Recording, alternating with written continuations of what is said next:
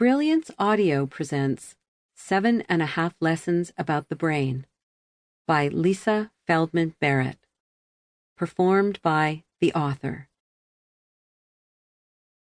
A few years ago, I received an email from a man who served in the Rhodesian Army in southern Africa in the 1970s, before the end of apartheid. He'd been drafted against his will, handed a uniform and a rifle, and ordered to hunt down guerrilla fighters. To make matters worse, before the draft, he'd been an advocate for those same guerrilla fighters that he now was required to treat as the enemy. He was deep in the forest one morning, conducting practice exercises with his small squad of soldiers, when he detected movement ahead of him. With a pounding heart, he saw a long line of guerrilla fighters dressed in camouflage and carrying machine guns.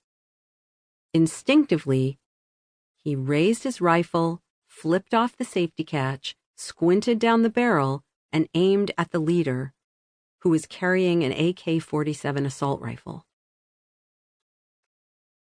Suddenly, he felt a hand on his shoulder.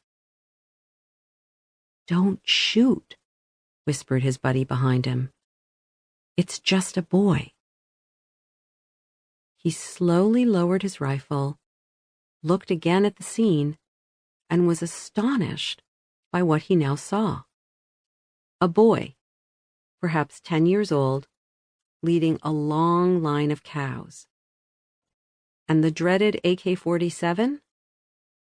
It was a simple herding stick.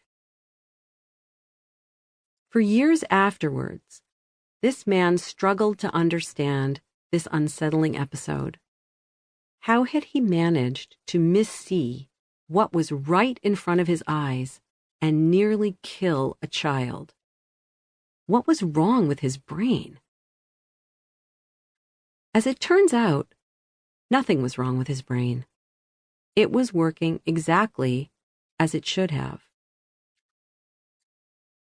Scientists used to believe that the brain's visual system operated sort of like a camera, detecting the visual information out there in the world and constructing a photograph-like image in the mind.